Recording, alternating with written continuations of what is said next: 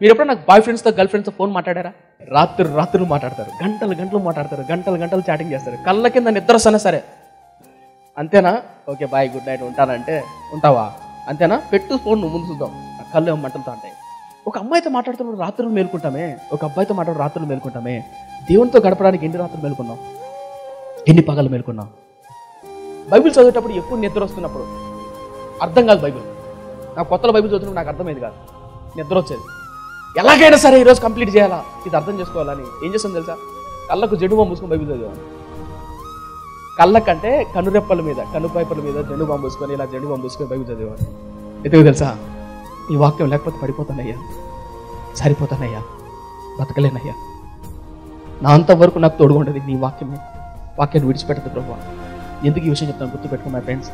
హేమాను రాత్రి జామున యెహోవా నీ సన్నిధికి నా మొర వచ్చును గాక, కళ్ళు క్షీణించిపోయేంతగా ప్రార్థన చేశాడు.